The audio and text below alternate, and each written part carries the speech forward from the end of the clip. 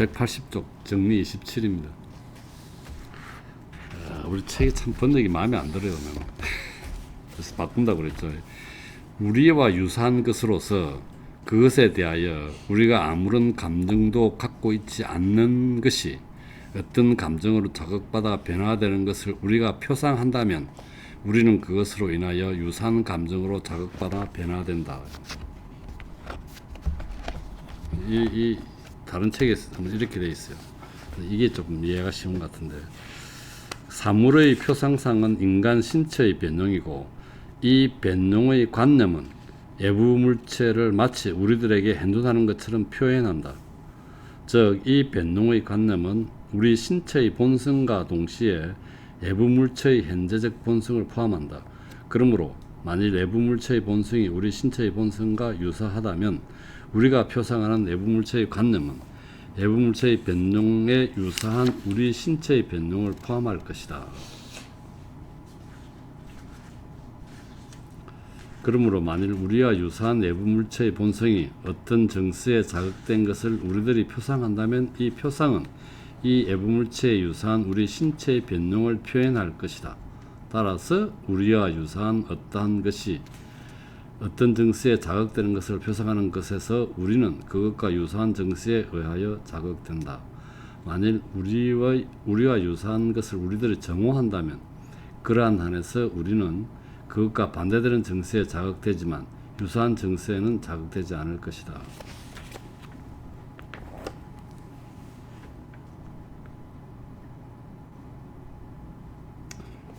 좋은 거는 자극되고 그 정오는 아니라는 얘기겠죠. 주석에 이러한 정서의 모방이 슬픔에 관계될 때 그것은 연민이라고 불린다. 그러나 그것이 욕망에 관계될 때는 경쟁심이라고 불린다. 그러므로 경쟁심은 우리와 유사한 다른 사람이 어떤 것에 대한 욕망을 가진다고 우리들이 표상하여 우리 안에 생기는 동일한 욕망에 지나지 않는다. 경쟁심을 이렇게 정의했고, 보충에 우리들이 그것에 대하여 어떠한 정서도 느끼지 않는 어떤 사람이 우리와 유사한 것을 기쁨으로 자극하는 것을 우리들이 표상한다면 우리는 그 사람에 대하여 사랑으로 자극받을 것이다. 이에 반하여 만일 그 사람이 그러한 것을 슬픔으로 자극하는 것을 우리들이 표상한다면 우리는 그 사람에 대하여 정으로 자극받을 것이다.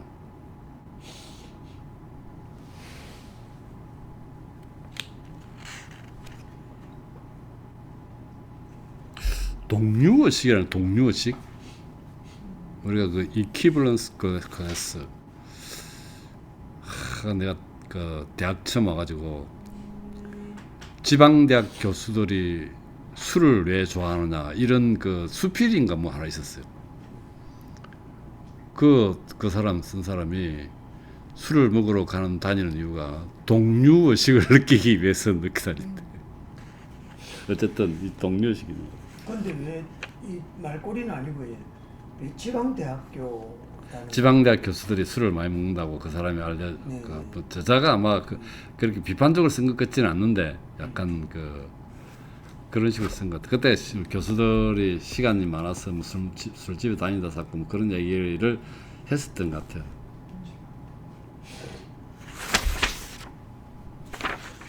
보충 2에 보면은 우리들이 불쌍하게 여기는 그러한 것의 불행이 우리를 슬픔으로 자극한다면 우리는 그것을 정할 수 없다.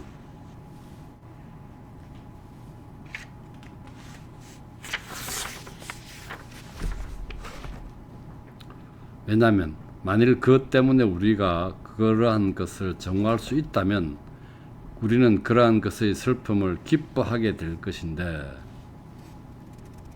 이거는 가정에 반대된다는 거죠. 우리는 우리들이 불쌍하게 여기는 것을 가능한 한 불행에서 벗어나게끔 노력한다. 정명에 보면 우리들이 불쌍하게 여기는 것을 슬픔으로 자극하는 것은 또한 우리들을 유사한 슬픔으로 자극한다. 그러므로 우리들은 그러한 것의 존재를 제거하거나 그러한 것을 파괴할 모든 것을 상기하려고 할 것이다. 그것을 파괴하려는 충동을 가지거나 그것을 파괴하도록 결정할 것이다. 그러므로 우리는 우리들이 불쌍하게 여기는 것을 불행에서 벗어나게끔 노력하려고 할 것이다. 우리들이 어떤 것을 불쌍히 여기는 것에서 생기는 친절을 베풀고자 하는 이러한 의지나 충동은 자비심이라고 일컬어지며, 따라서 그것은 연민에서 생기는 욕망일 뿐이다.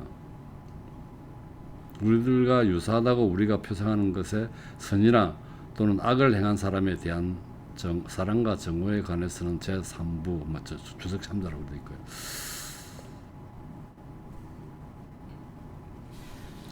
정리 28에 우리는 기쁨을 가져오리라고 우리들이 표상하는 모든 것을 실현하려고 노력한다. 하나고, 두 번째는 그러나 반대로 그것에 모순되며 슬픔을 가져오리라고 표상되는 모든 것을 멀리하거나 파괴하려고 노력한다. 이거 뭐 안 읽어봐도 될 것 같아요. 정명은. 자, 정리 29. 우리는 사람들이 기쁨을 가지고 바라본다고 우리들이 표상하는 모든 것을 행하려고 할 것이다. 그리고 반대로 우리는 사람들이 해모한다고 우리들이 표상하는 것을 행하기를 해모할 것이다. 별로 어려운 내용은 아닌 것 같아요. 주석에 보면은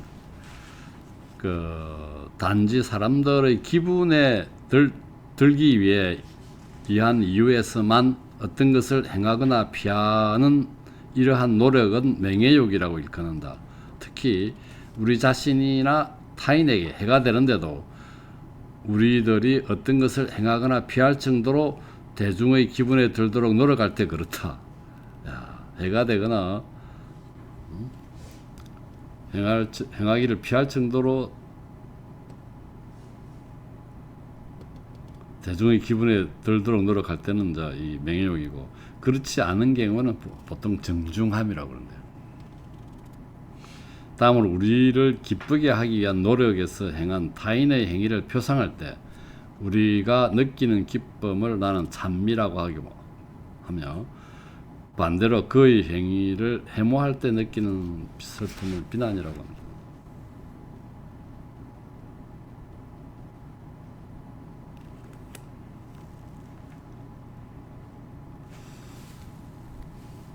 만일 어떤 사람이 다른 사람들을 기쁨으로 자극한다고 표상하는 어떤 것을 행하였다면 그는 자기 자신의 관념을 기쁨의 원인으로 동반하면서 기쁨으로 자극받을 것이다. 즉 그는 자기 자신을 기쁨으로써 고찰할 것이다. 이에 반하여 만일 그가 다른 사람을 슬픔으로 자극한다고 표상하는 어떤 것을 행하였다면 그는 반대로 자기 자신을 슬픔을 가지고 고찰할 것이다.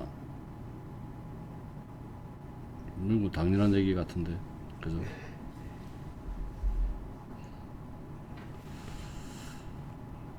자, 주석을 봅시다. 주석에 보면은 사랑은 외적 원인의 관념을 동반하는 기쁨이고, 정오는 마찬가지로 외적 원인의 관념을 동반하는 슬픔입니다. 사랑은 기쁨. 물론 이 사람은 정서의 기본이 세 개라고 그랬죠. 기쁨과 슬픔과 욕망이라고 그랬으니까. 때문에 기쁨과 슬픔은 사랑 그리고 정오의 일종이다.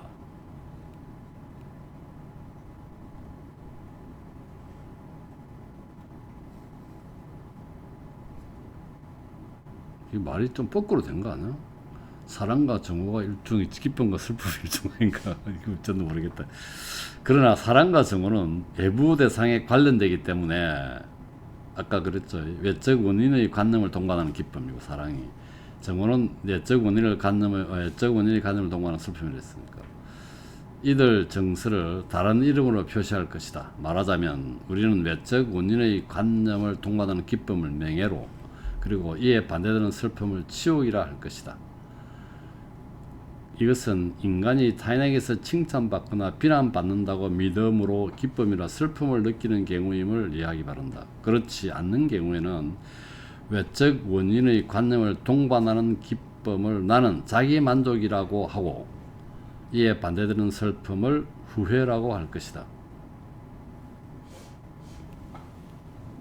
그러니까 남에게서 비난이나 칭찬이 관계 없는 것은 자기 만족이라는 거죠. 칭찬에 관계되는 게 명예욕이고,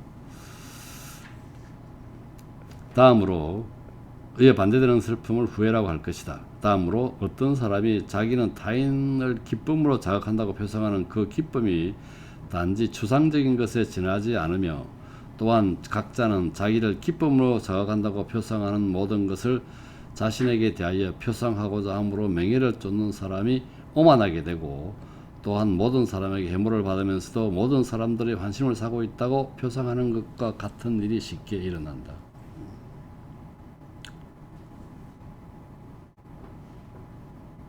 자, 정리 30일. 만일 우리 자신이 사랑하거나 욕구하거나 정오하는 것을 어떤 사람이 사랑하거나 욕망하거나 정오하는 것을 표상한다면, 그로 인하여 우리는 그것을 한층 더 지속적으로 사랑하거나 욕망하거나 정오할 것이다. 그러나 만일 우리들은 자신이 사랑하는 것을 어떤 사람은 해모하는 것을 또는 그 반대로 표상한다면, 즉 우리가 정오하는 것을 어떤 사람이 사랑하는 것을 표상한다면, 우리는 심정의 동료를 겪을 것이다. 받을 것이다. 겪을 것이다. 맞죠?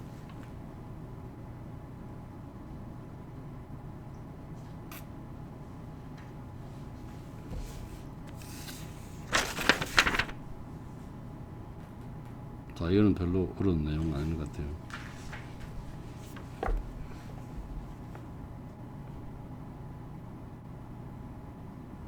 그 다음 그거 읽어봅시다. 그 다음 페이지 186쪽에 밑에 5번째 줄에.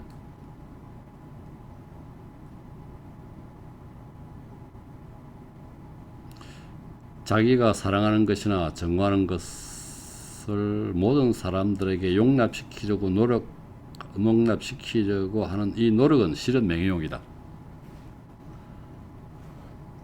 지 생각대로, 지 마음대로, 지 정서대로 딴 놈도 움직이기를 바라는 거죠. 그러므로 모든 사람은 본성상 타인을 자기들의 여항에 따라서 살기를 욕한다는 것을 안다. 모든 사람이 이것을 똑같이 욕망하므로 모든 사람은 똑같이 서로 장애가 되며, 또한 모든 사람이 모든 사람에게서 칭찬받으려고 하거나 또는 사랑받으려고 하므로 모든 사람은 서로 정오하게 된다. 참 재밌는 표현 같아요. 32. 만일 우리들이 오직 한 사람만이 소유할 수 있는 어떤 것을 어떤 사람이 향수하는 것을 표상한다면, 우리는 그가 그것을 소유하지 못하게 할 것이다.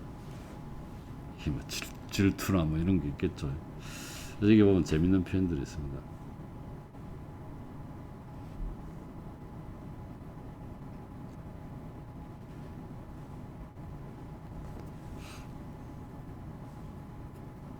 주석에 보면은 우리는 다음과 같은 것을 안다. 인간의 본성은 대부분 불행한 사람을 불쌍하게 여기며 행복한 사람을 질투하고, 또한 타인이 소유한다고 그들이 표상하는 것을 그들이 사랑하면 할수록 더욱더 큰 정으로서 질투하도록 되어 있다. 인간의 본성, 이 사람은 인간의 본성을 질투 시기로 봤어요. 다음으로 우리들은 인간의 동정심을 일으키게 하는 그러한 인간 본성의 성질도 인간이 질투심을 갖게 되며, 또한 거기에서 명예욕에 사로잡히는 일이 생기게 됨을 안다.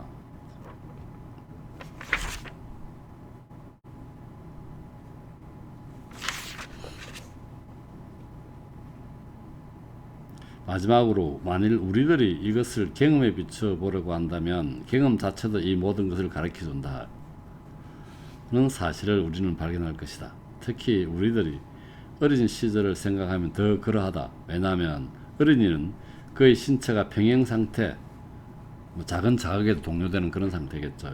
있으므로 타인이 웃는 것이나 우는 것을 보기만 해도 웃거나 우는 것을 우리들이 경험하기 때문이다. 그리고 어린이는 남이 하는 것을 보고 무엇이나 모방하고자 하며, 또한 남이 즐거워한다고 표상하는 모든 것은 자기에게 욕구한다.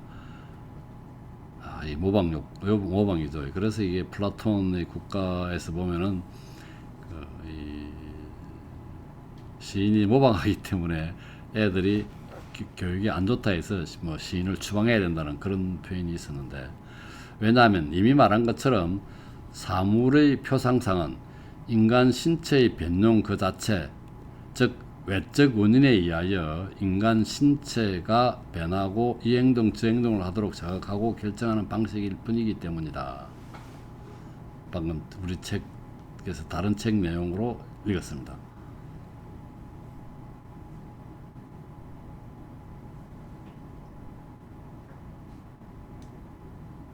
자, 정리 33. 우리는 우리와 유사한 것을 사랑할 경우 가능한 한 그것이 우리들을 사랑하게 하려고 애쓴다.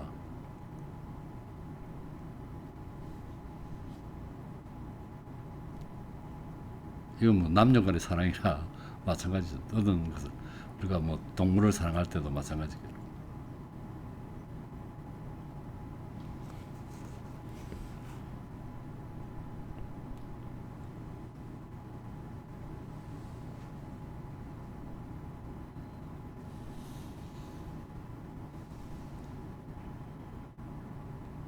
그래도 번역을 참 재미없게 해놨어. 이해하기 어렵게. 마지막 줄에 보면은 그 정맥 부분에 우리는 가능한 한 사랑받는 것이, 우리가 사랑하는 것이 우리의 관념을 동반하는 기쁨으로 자극되도록, 또 다른 말로 하면 그것이 그냥 반대로 빼요. 우리들을 사랑하도록 시도할 것이다. 반대로 있으니까 말이 이상한 것 같아. 그 다음 정리 34. 사랑받는 것이 우리들을 향해 자극되고 있다고 우리들이 표상하면 그런 증서가 크면 클수록 우리는 더 큰, 이거 명예란, 앞에 소리 명예란 말을 했잖아요. 이거 좀 헷갈릴 것 같아. 그냥 다른 책에는 이걸 의기양양해 할 것이다 이렇게. 이게서 무슨 명예를 느끼? 그 명예는 아까 다른 칭찬받는 그런 거예요. 타인으로부터.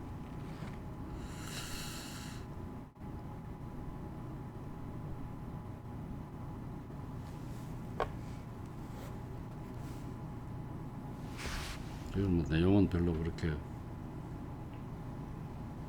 어려운 내용은 없고요. 그 다음에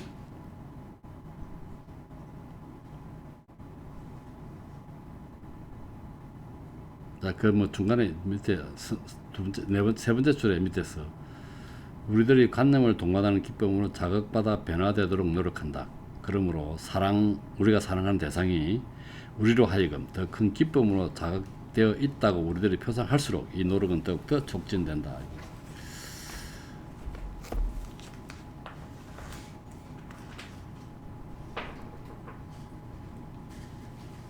정리 35입니다.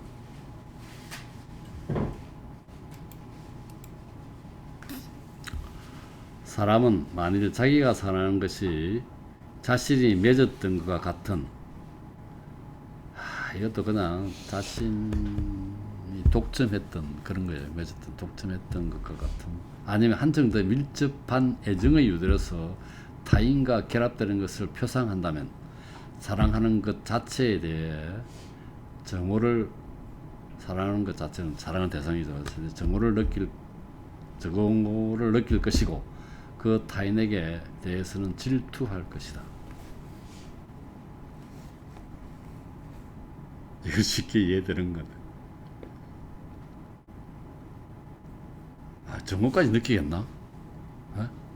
지가 사랑했는데, 지가 독점적으로 사랑을 했는데 다른 사람과 더 사랑을 열심히 한다. 더 정할 수 있겠네. 정화한다고? 질투가 좀더 강해. 타인에게는 질투 느끼는 것 같겠죠.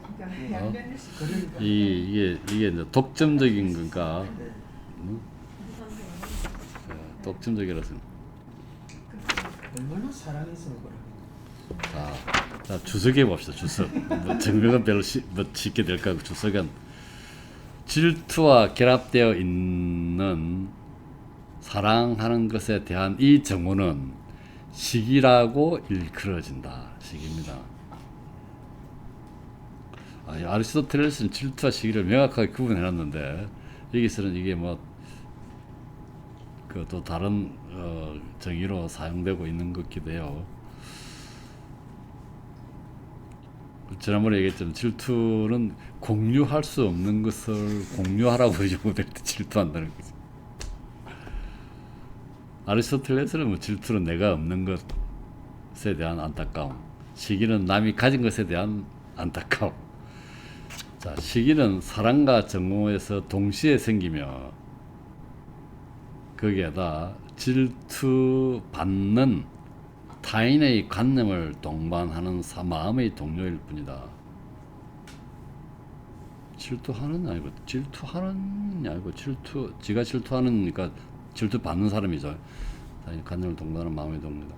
더욱이 사랑하는 것에 대한 이 정오는 시기하는 자가 그때까지 사랑하는 것의 사랑을 통해서 느껴봤던 기쁨에 비례하여 더 클 것이다. 이거 그렇지. 사랑하면 할수록 정오는 더 커지겠지. 또한 사랑하는 대상과 그 자신을 결합하여 표상되는 사람에 대하여 자신이 이전에 느꼈던 정서에 비례하여 한층 더 클 것이다. 당연한 것 같고, 왜냐하면 만일 그가 표상되는 그를 정오한다면 그 사실에서 그는 사랑하는 것을 정오하기 때문이다. 그 이유는 그는 사랑하는 것이 그의 정오하는 자를 기쁨으로 자극하는 것을 표상하기 때문이다. 그가 정오하는 거죠. 그의 정오하는 게 그가 정오하는 그 편이 더 나을 것 같은데, 또한 그가 사랑하는 것의 표상성을 자신이 정오하는 것의 표상성과 결합하지 않을 수 없다는 사실에서도 역시 사랑하는 것을 정오할 것이다. 이러한 관계는 주로 여인에 대한 사랑에서 발견된다. 왜냐하면 자기가 사랑하는 여인이 타인에게 몸을 주는 것을 표상하는 사람은 자신의 충동이 억제됨으로써 슬픔을 느낄 뿐만 아니라 사랑하는 것의 표상상을 타인의 지부나 분비물과 결합시키지 않을 수 없다는 것 때문에 그녀를 싫어할 것이기 때문이다. 와, 이게 너무 구체적으로 설명하고 있다. 여기에 첨가하여 시기하는 자는 사랑하는 대상이 늘 보여준 것과 같은 호의로 한정받지 못하게 된다. 곧 설명하겠지만 그것은 사랑하는 자가 슬픔을 느끼게 되는 또 다른 근거이다.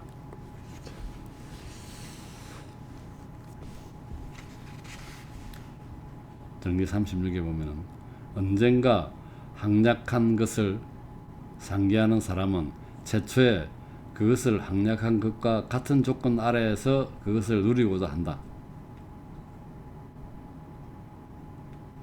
이거 뭐 별로 봅시다. 인간이 자기를 즐겁게 해준 대상과 함께 본 모든 것은 우연적인 기쁨의 원인일 것이다.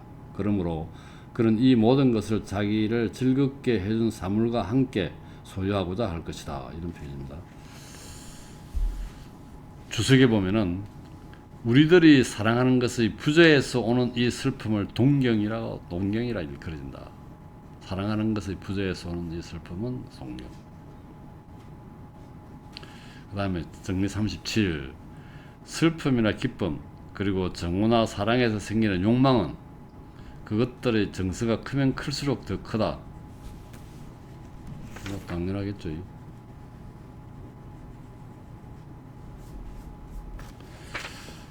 이쁘다. 정면 보면 슬픔은 인간의 활동 능력을 감소시키거나 방해한다. 즉 인간이 자신의 유해에 머물고자 하는 노력을 감소시키거나 방해한다. 그러므로 슬픔은 이러한 노력에 반대된다. 그리고 슬픔을 느끼는 모든 인간이 노력하는 것은 슬픔을 제거하는 일이다.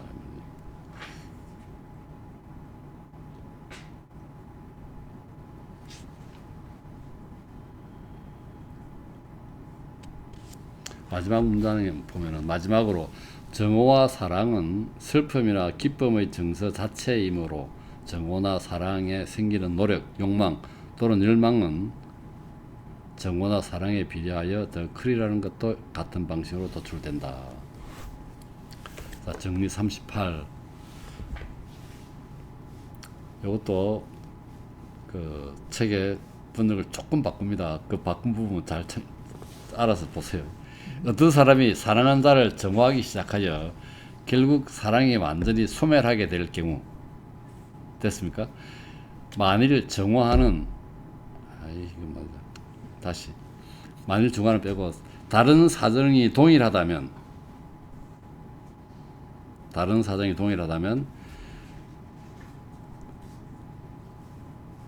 그를 전혀 사랑하지 않았을 경우보다 한층 더 크게 정화할 것이며 이 정화는 이전의 사랑이 더 큼에 따라서 그만큼 더 클 것이다. 자, 이게 아까 바꾼 게 원인이 서로 동일하다면 되어 있는데 그 부분은 그냥 다른 사정이 동일하다면, 그래서 어떤 사람이 정화하기 시작해서 사랑이 완전히 소멸하게 됐잖아. 다른 사정이 동일하다면 그런 저를 전혀 사랑하지 않았을 경우보다 한층 더 정화할 것이라는 거지. 어쨌든 사랑하는 사람이 정화가 이렇게 가지고 사랑이 삭가 식었다면 그 이전보다 훨씬 더 정화할 것이라는 얘기죠.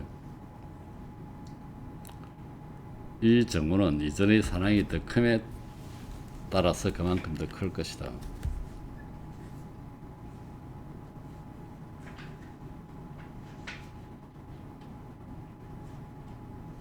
이건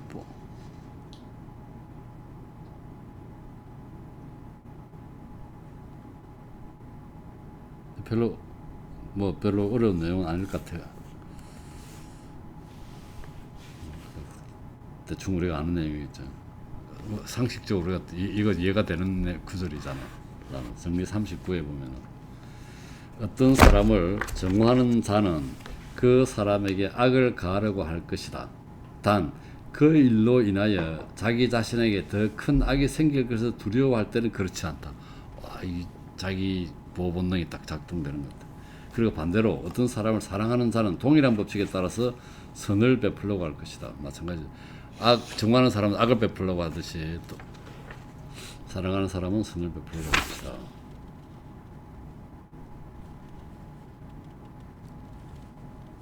자, 이제 내용은 증명이 되는 것이 있고 주석을 볼 주석.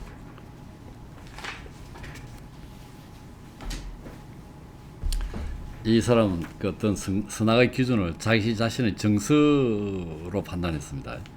자, 주석. 나는 여기에서 선을 모든 종류의 기쁨을 가져오는 모든 것, 그리고 특히 그것이 어떤 것이든 간에 동경을 만족시키는 것으로 이해한다. 동경은 아까 뭡니까? 사랑하는 것의 부재에서 오는 슬픔이라고 그랬습니다. 그러나 악은 모든 종류의 슬픔, 그리고 특히 동경을 방해하는 것으로 이해한다. 왜냐하면 앞에서 밝힌 것처럼 우리는 사물을 선이라고 판단하기 때문에 동경하는 것이 아니고 오히려 반대로 우리가 동경하는 것을 선이라고 부르기 때문이다. 결국 우리들은 우리가 해모하는 것을 악이라고 부른다. 따라서 각자는 무엇이 선이고 무엇이 악인지, 무엇이 더 좋고 무엇이 더 나쁜지, 그리고 마지막으로 무엇이 가장 좋고 무엇이 가장 나쁜지를 자신의 정수로 판단하거나 평가한다. 따라서 탐욕스러운 사람은 재산의 축적을 가장 좋은 것으로 판단하고 그것의 결핍을 가장 나쁜 것으로 판단한다. 그러나 명예를 바라는 자는 무엇보다도 명예를 바라며 반대로 추억을 무엇보다도 두려워한다. 마지막으로 질투하는 자에게는 타인의 불행보다 더 유쾌한 것이 없으며 타인의 행복보다 더 불쾌한 것이 없다. 이렇게 각자는 자신의 정서로 어떤 것이 선인지 악인지를 유용한지 또 유용하지 않는지를 판단한다. 그 외에 인간으로서 바라는 것을 원하지 않거나 바라지 않는 것을 원하도록 하는 정서는 소심함이란다.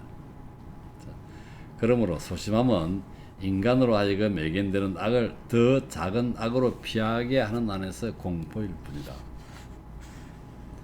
만일 두려워하는 악이 치욕이라면 그 소심함은 수치라 일컬어진다.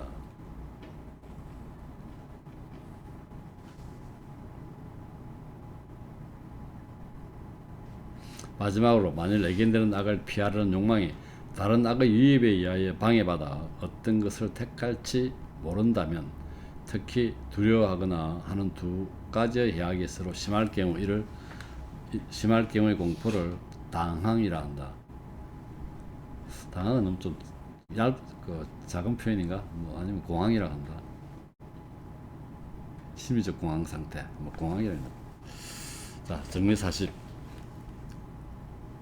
자기가 어떤 사람의 정오를 받는다고 표상하고 더욱이 자기는 정오 받을 어떤 원인도 그 사람에게 주지 않았다고 생각하는 자는 오히려 그 사람을 정오하려 할 것이다.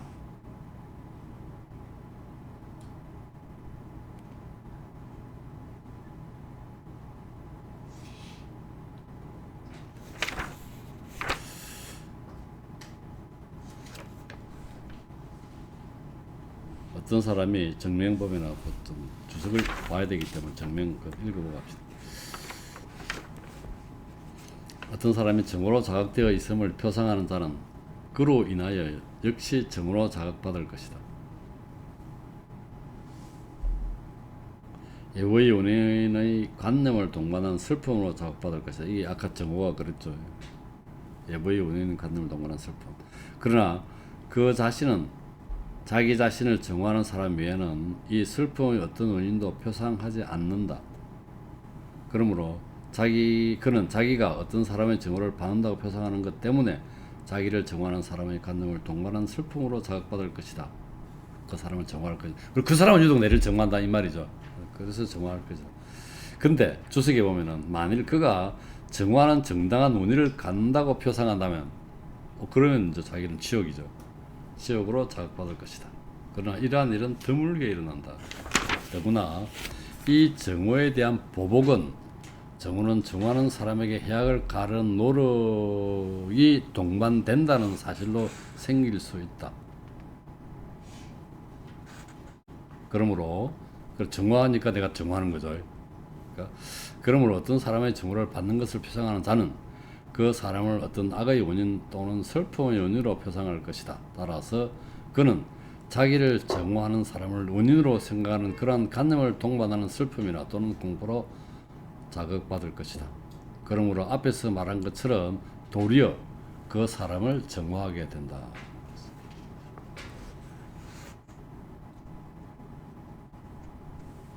반대로보다는 도리어가 더 문맥이 나올 거예요. 보충해 보면 사랑하는 사람이 자기에 대하여 정오를 느낀다고 표상하는 자는 동시에 정오와 사랑에 사로잡히게 될 것이다. 자기를 정오하는 사람이 사랑하는 사람이란 말이죠.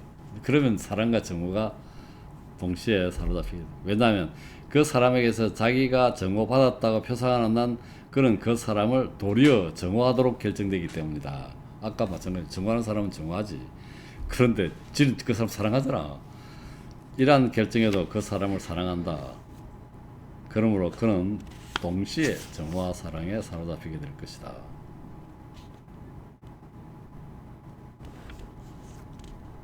이 사람이 아무런 감정도 품지 않았던 사람 같으면은 정오한 사람은 정오하겠죠. 그게 그렇게 있고.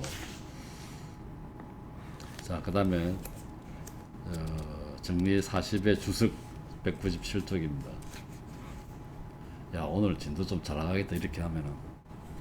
내용이 좀 이해가 잘 되게 지금 잘 되고 있는 것 같습니다. 자, 주석에 보면은 우리들이 정오하는 자에게 해악을 가하려는 노력은 분노입니다. 분노는 해악을 가하려는 노력이고, 그 다음에 우리에게 가해진 해악에 보복하려는 노력은 복수입니다. 보복하려는 노력은 복수고, 해악을 가하려는 노력은 분노입니다. 그 다음에 정리 41. 만일 어떤 자가 어떤 사람으로부터 사랑받는다고 표상하며 더욱이 자기는 사랑받을 아무런 원인도 부여하지 않았다고 믿는다면 그는 도리어 그 사람을 사랑할 것이다. 우리도 인간관계 이런 거 있잖아. 그래서 내는 아무것도 그 사람 잘해준 건 없는데 그 사람이 내를 좋아한다면 내도 그 사람 좋아할 수 있다는 그런 얘기예요.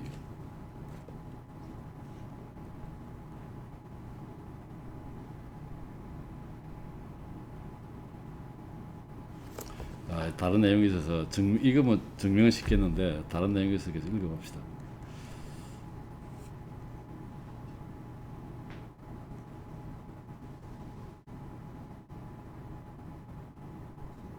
만일 자기가 사랑의 정당한 원인을 주었다고 믿는다면 그런 자부심을 느끼게 될 것이다.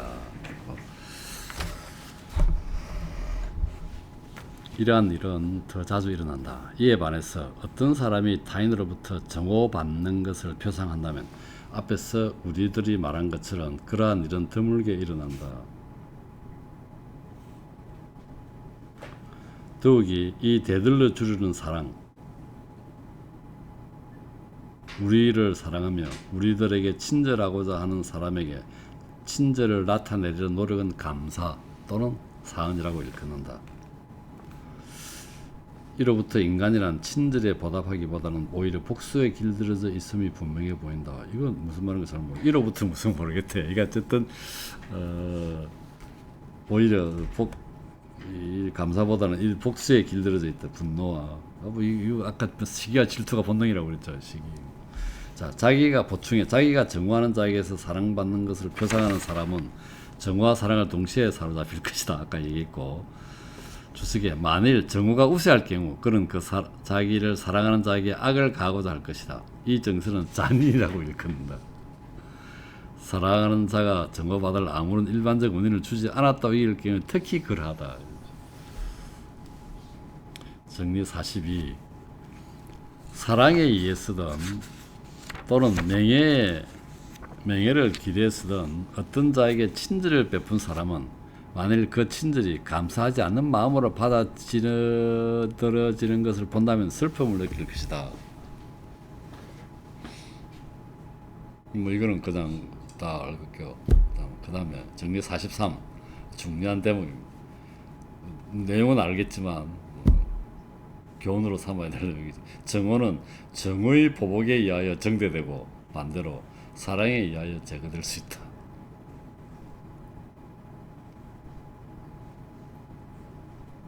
이건 내용 뭐 이해는 됐죠. 이해는 되지만 내용이 중요한 한번 볼까요? 자신이 정화하는 자가 도리어 자기에 대하여 정화한다는 것을 표상하는 사람은 그로 인하여 새로운 정화가 생기는 것을 느끼며 있습니다. 그래서 정화하는 사람 정화 계속 생각하면은 새로운 정화 느끼면 처음의 정화는 한층 더 지속됩니다. 그러나 반대로 자신이 정화하는 자가 자기에 대하여 사랑을 느낀다는 것을 표상하면서 그는 그것을 표상하는 한에서 자기 자신을 기쁨으로써 고찰한다. 그리고 그러한 한에서 그의 마음에 들게 하기 위해 애쓸 것이다.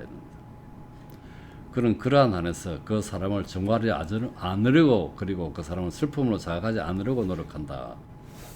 이거죠. 자, 정리 44. 뭐 유사한 얘기입니다.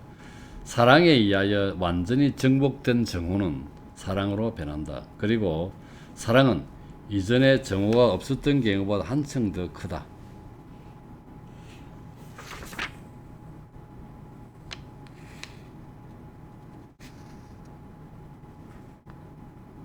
이건 별로 정말 어려운 것도 아닌데. 자, 그 다음 주석에 보면은 비록 사정은 그와 같다고 할지라도 어느 누구도 이 한층 더 큰 기쁨을 누리려고 어떤 것을 정오하거나 더 큰 슬픔을 느끼려고 하지 않을 것이다. 이건 내용이 재밌어서 안 읽어봅니다. 그러니까 사랑에 의해 정복된 정오는 더 크다는 얘기죠. 결국은 더 큰 사랑을 느끼기 위해서 더 크게 정오해야 되느냐 이거잖아. 더 완전한 회복을 느끼기 위해서 더 많이 아파야 되느냐 이 얘기를 지금 하고 있죠.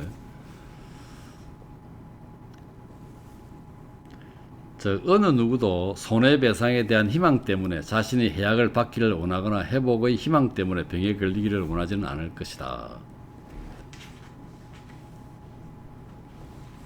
그래서 여기 보면 왜냐하면 각자는 자신의 자신의 존재를 유지하고 가능한 한에서 슬픔을 멀리하기를 언제나 애쓸 것이기 때문이다. 이와 반대로 만일 인간이 나중에 한층 더 큰 사랑을 가지고 어떤 사람을 대하기 위하여 인간이 나중에 사람을 정화하기를 원할 수 있다고 생각한다면 그는 그 사람을 언제나 정화하기를 원할 것이다. 왜냐하면 정화가 한층 더 컸던 만큼 사랑도 그만큼 커질 것이기 때문이다. 따라서 그는 정화가 더욱더 커지기를 바랄 것이기 때문이다. 이거 말 안 되죠. 그리고 동일한 이유로 인간은 나중에 건강 회복의 한층 더 큰 기쁨을 향유하기 위하여 더욱더 중병을 앓으려고 할 것이다. 그러므로 언제나 병을 앓고자 할 것인데 이것은 모순적인 얘기죠. 불합리하다는 얘기고. 그 다음 정리 45. 만일 어떤 사람이 자기와 유사한, 이게 유사하다는 것은 아마 동급 정도 되겠죠. 동급인 타인이 자기와 유사한 자기가 사랑하는 자에 대하여 정오를 느끼는 것을 표상한다면 그는 그 타인을 정오할 것이다. 뭐 자기 뭐 또 이런 거 있죠. 어떤 자기가 되게 가까이 지내는 사람이 어떤 사람을 싫어하면은 자기도 그 사람을 싫어하게 되는 그런 얘기 같아요. 그 다음에 정리 46. 만일 어떤 사람이 자기와 다른 계급이나 민족에 속하는 어떤 사로부터 그 계급이나 민족의 일반적 명칭 아래에 있는 그자의 관념을 원인으로 동반하는 기쁨이나 슬픔으로 자극된다면 그런 단지 그자뿐만 아니라 그와 같은 계급이나 민족에 속하는 모든 자를 또한 사랑하거나 정오할 것이다. 뭐 굳이 이거는 민족이나 계급 크게 나왔지만 가까이 보면은 그 또래 같이 머무는 그 또 가까운 사람들 뭐 이럴 수도 있고 어쨌든 간에 그런 얘기들이죠. 그 다음에 정리 47.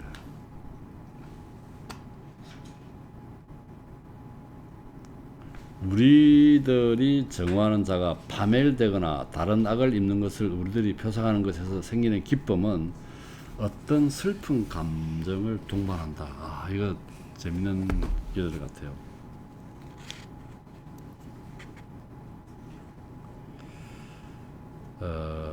우리들은 우리와 유사한 자가 슬픔으로 자극되는 것을 표상하는 한 우리도 슬픔을 가진다는. 그래서 이게 기쁨도 있지만 슬픔도 동반한다는 그런 얘기고.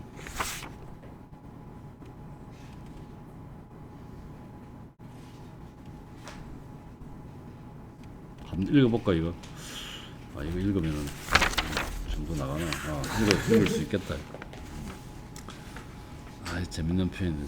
주석에 보면은 이 정리는 제2부의 정리 17의 보충으로도 증명될 수 있다. 왜냐하면 우리들이 어떤 사물을 상기할 때 비록 그것이 현실적으로 존재하지 않을지라도 곧 그것을 현존하는 것으로 고찰하며 신체는 동일한 방식으로 자극되어 마치 그것이 현존하는 것으로 고찰하기 때문이다. 그러므로 그 사물에 대한 기억이 남아있는 한에서 인간은 그것을 슬픔으로써 고찰하도록 결정된다. 이 결정은 그 사물의 포상성이 존속하는 동안에는 그 사물의 존재를 배제하는 사물에 대한 상기에 의해서 억제되지만 제거되지는 않는다. 그러므로 인간은 이 결정이 방해받는, 억제되는 한에서 기쁨을 느낀다.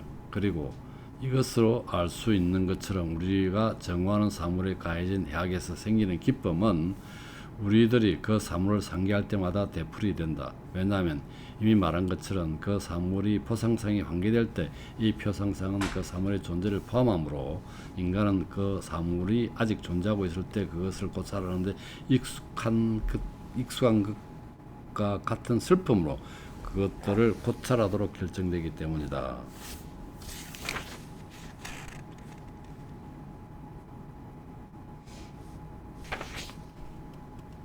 근데 이건 앞에서 슬픔으로 고찰된다고 결정된다고 가정을 했단 말이죠.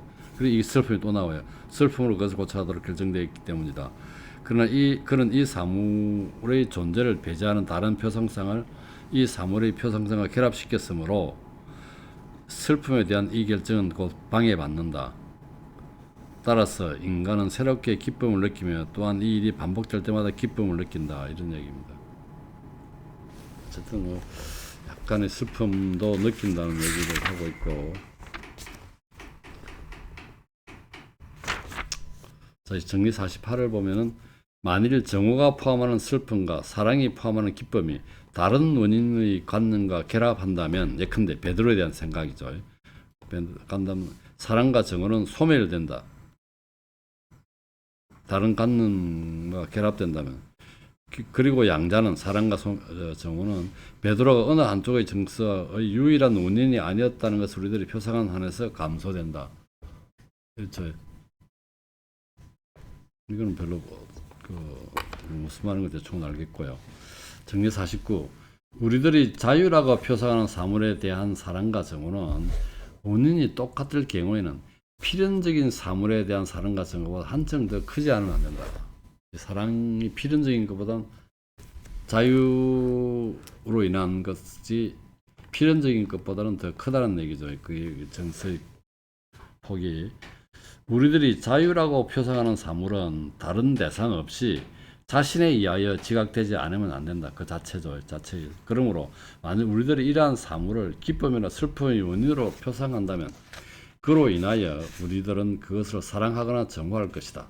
더욱이 주어진 정세에서 생길 수 있는 최고의 사랑이나 정오를 가지고 그것을 사랑하거나 정오할 것이다. 그러나 만일 이 정서의 원인인 사물을 필연적인 것으로 표상한다면 우리들은 그것 단독으로가 아니라 다른 사물과 결합하여 이 정서의 원인을 표상할 것이다. 그러므로 그 사물에 대한 사랑과 정오는 한층 더 적을 것이다. 필연적인 것은 적다는 얘기고 자유로운 것은 더 세다는 얘기입니다. 이로부터 단각의 어떤 결론이 나온다. 즉 인간은 자신을 자유롭다고 여기므로 다른 사물에 대해서보다는 자신들 스스로에 대하여 더 큰 사랑이라 정오를 가진다. 여기에서 정서의 모방이 나온다는 게 이게 무슨 말인지 모르겠는 정서의 모방은 어쨌든 자신들 인간에 대해서 더 큰 사랑과 정오를 느낀다는 거예요. 아 이거는 좀 전곡을 찌른 것 같지 않아요? 그 다음에 정리 50. 각 사물은 우연히 희망이나 공포의 원인이 될 수 있다. 이건 앞에서 뭐 증명됐다 했는데 169쪽에 보면 딱 그대로 나와 있죠. 169쪽에 정리 15에 모든 사물은 우연에 의하여 기쁨이나 슬픔 또는 욕망의 원인이 될 수 있다. 근데 이거 마찬가지로 희망이나 공포의 원인이 될 수 있다 이 말이겠죠.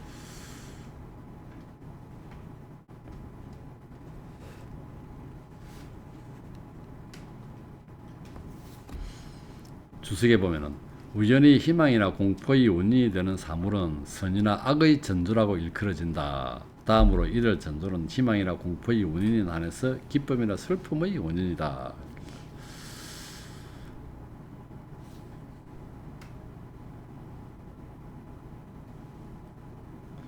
그 다음에 다음 패러그래프에 우리는 희망하는 것을 쉽사리 믿지만 두려워하는 것은 쉽게 믿지 않도록 그리고 전자에 대해서는 더 많게 후자에 대해서는 더 적게 느끼는 것처럼 본성적으로 구성되어 있다. 그렇죠.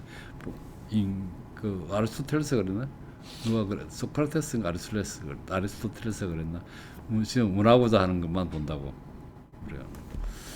희망하는 것은 쉽게 믿지만 두려워하는 것은 쉽게 믿지 않도록 되어 있다. 나는 희망과 공포에 생기는 마음의 동료들을 여기에서 밝히는 것은 쓸모없다고 생각한다. 우리가 미신들이 있다는 얘기를 하고 있고 왜냐하면 단지 이들 정서의 정의만을 보더라도 공포 없는 희망은 없으며 희망 없는 공포도 없다는 것이 따라 나오기 때문이다. 또 그 이외에 우리들이 어떤 것을 희망하거나 두려워함에 있어서 우리들은 그것을 사랑하거나 정오한다. 그러므로 우리가 사랑과 정오에 관하여 말하는 것을 각자는 쉽게 희망과 공포에 적용할 수 있다.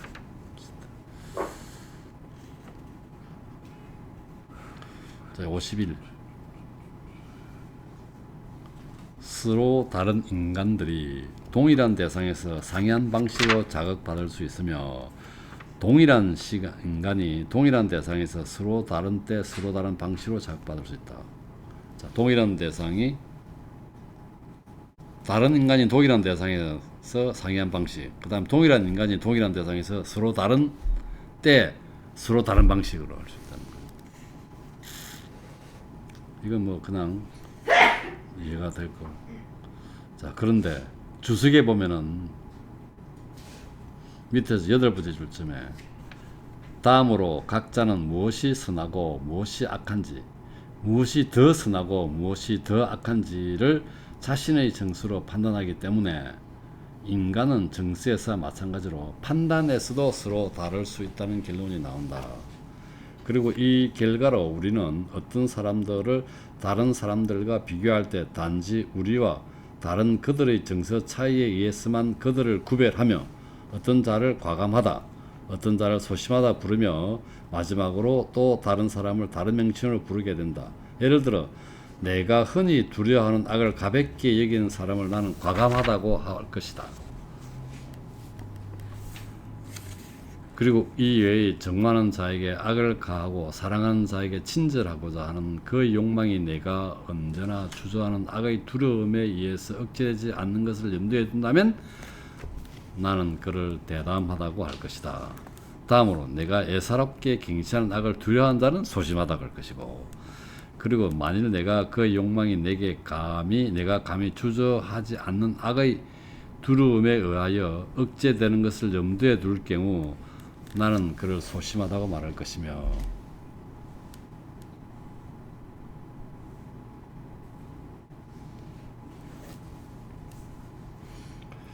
누구든지 이런 식으로 판단할 것이다.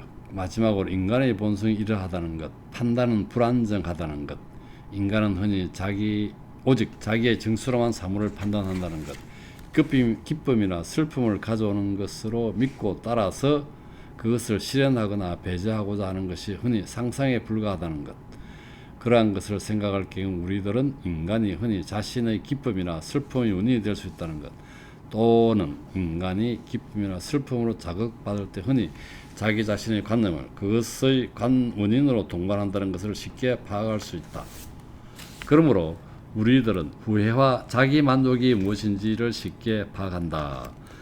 후회는 원인으로서 자기 자신의 관념을 동반하는 슬픔, 자기 만족은 원인으로서 자기 관념을 동반하는 기쁨입니다. 재밌는 표현인 것 같고, 그리고 이 정서들은 인간이 자신을 자유롭다고 믿기 때문에 매우 강렬하다.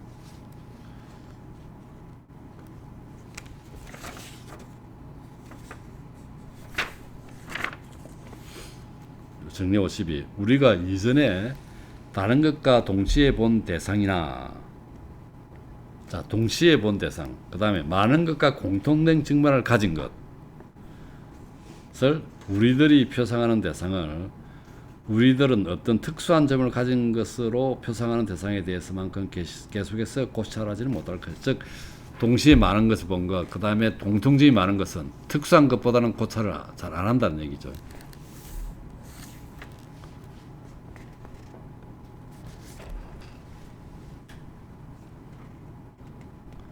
자, 이건 뭐 투석해 봅시다. 정신의 이러한 변동이나 어떤 개체의 표상이 단지 정신 안에 있는 한 경탄, 놀라움이라고 한다. 만일 그것이 우리가 두려워하는 대상에 의하여 야기된다면 공황이라고 한다. 두려움의 대상이 공황이라고? 왜냐하면 악으로서의 경탄은 인간이 그 악을 피하기 위한 다른 것을 사유할 수 없을 정도로 인간을 오로지 그 자신의 악을 고찰하는 포로로 만들기 때문이다. 그러나 만일 우리들이 경탄하는 것이 어떤 인간의 총명, 겉면 또는 이와 유사한 방식의 것이라면 그로 인하여 우리는 이 사람이 우리를 훨씬 능가하는 것을 고찰하기 때문에 그 경탄은 존경이랍니다. 존경. 그렇지 않고 만일 우리들이 인간의 분노와 질투와 등을 경탄한다면, 아까 총명, 겉면 뭐 이런 게 아니고 분노와 질투 이런 걸 경탄한다면 그건 전두리란다. 다음으로 만일 우리들이 사랑하는 인간의 정면과 겉면 등을 경탄한다면 사랑은 바로 그것에 대해서 더 커질 것이다. 그리고 경탄이나 존경과 결합된 이 사랑을 우리는 헌신이라 한다. 시사는 뭐지? 여러 가지 정의를 많이 놨다. 또한 이러한 식으로 우리들은 정오와 희망과 안도 및 다른 정서를 경탄과 결합하여 생각할 수 있으며, 따라서 우리들은 흔히 쓰는 의로 표상하는 것보다 더 많은 정서를 도출해낼 수 있을 것이다. 이로부터 다음의 사실이 명백하다. 즉 정서의 명칭은 정서에 관한 정확한 인식보다는 정서에 관한 일상적인 사용에 의하여 형성된다. 사람 이 말외에도 지금 기쁨, 슬픔, 욕망이라 해놓고 정서의 원시적인 정서가, 그 다음에 여러 가지 다양한 형태의 결합이 많이 나올 수 있다는 얘기죠. 경멸은 경탄에 대립된다. 경멸의 원인은 대체로 다음과 같다. 쭉 적혀 있고,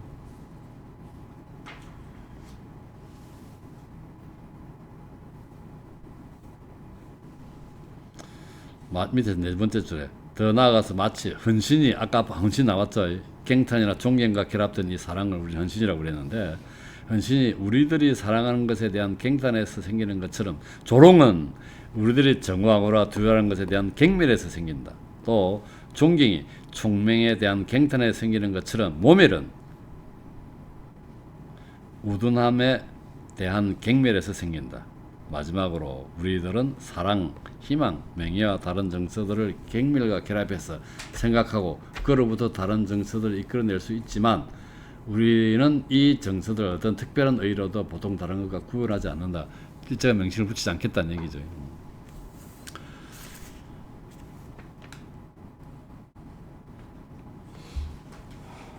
자, 그 다음에 53. 정신은 자기 자신과 함께 자신의 활동 능력을 고찰할 때 기쁨을 느낀다. 그리고 자기 자신과 함께 활동 능력을 더 명확하게 표상할수록 더 기쁨은 커진다. 이 말이죠.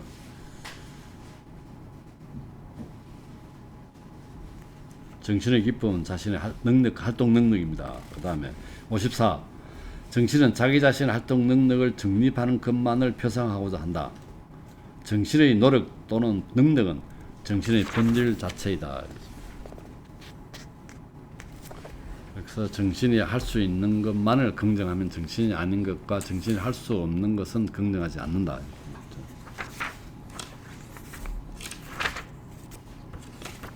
아, 참 진도 맞추기 어렵겠다. 정리 55.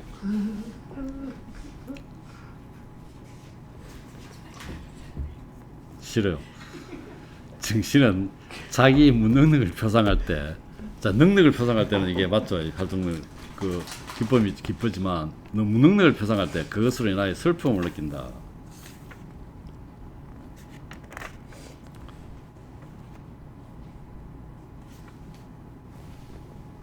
자, 주석에 보면은 우리들 자신의 약함이라는 관념을 동반한 이 슬픔은 겸손이라고 부른다. 약하면서 겸손하나, 이건 좀 과한 것 같은데, 어쨌든. 그러나 우리들 자신을 고찰하는 데 생기는 기쁨은 자기애 또는 자기만족. 그리고 이 기쁨은 인간이 자기의 덕이나 자기의 활동 능력을 고찰할 때마다 반복되기 때문에, 각자는 자신의 행위를 기꺼이 말하거나 자신의 신체적인 또는 정신적인 힘을 과시하게 되어 결국 인간은 이로 인하여 서로 불쾌감을 가지게 된다. 재미있는 표현입니다. 또 한편 이로부터 다음과 같은 결과가 생긴다. 인간은 본성상 시기하거나 자기와 동등한 자의 약함을 기뻐하며, 반대로 자기와 동등한 자의 덕을 슬퍼한다. 그랬습니다. 이건 그러니까 우리는 그 비극에서 보면은 그 어떤 영웅에 대한 연민이 있다고 그랬잖아요. 하마르티아 같은 것으로 인한 그 불행에 빠지는 것을 연민한다고 그러는데, 우리 영웅은 우리보다 높은 종족이잖아. 그러니까 이런 생각 아니죠. 우리가 동등한 입장에 있는 사람은 시기하고 약함을 기뻐하고 동등한 자의 덕은 슬퍼한다는 거죠.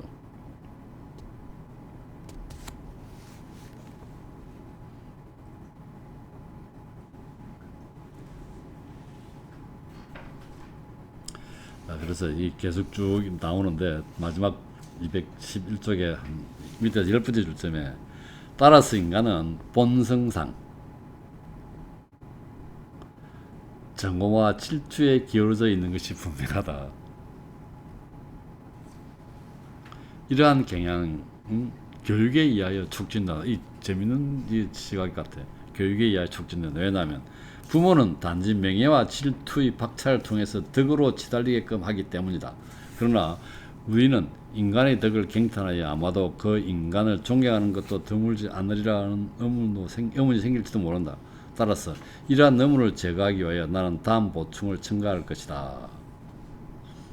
그래서 봅니다. 우리가 동등한 사람의 덕이나 이런 것은 시기하지만, 보충해 보면 어느 누구도 자기가 동등하지 않는 자의 덕을 시기하지는 않는다. 자기 영웅은 덕을 칭송한다는 거겠죠.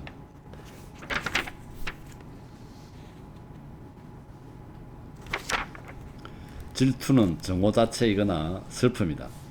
즉 인간 활동의 능력이나 노력을 저해하는 정서이다.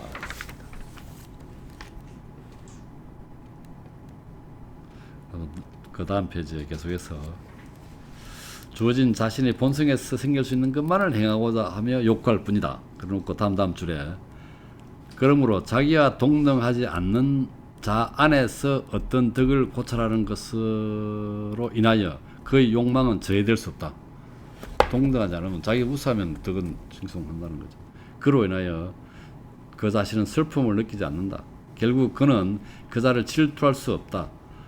그러나 자기와 똑같은 본성, 동등한 수준입니다. 가졌다고 전제되는 동등한 자에 대해서는 질투할 것이다. 주석에 보면은 우리는 어떤 사람의 총명함과 강함을 갱산하면서 그 사람을 존경한다고 말할 때 그것은 이 덕들이 그 사람의 고유한 것으로서 우리의 본성에 동통되지 않는다가 표상함으로 생긴다. 우리하고 급이 다르다는 거죠. 뭐 영웅 같은 사람, 아니면 격이 다른 사람들. 그러므로 우리는 이 덕들로 인하여 마치 나무를 그 높이 때문에 그리고 사자를 그 강함 때문에 시기하지 않는 것처럼 그 사람을 시기하지 않을 것이다. 비유가 참 좋은 것 같습니다. 오늘은 여기까지 하겠습니다.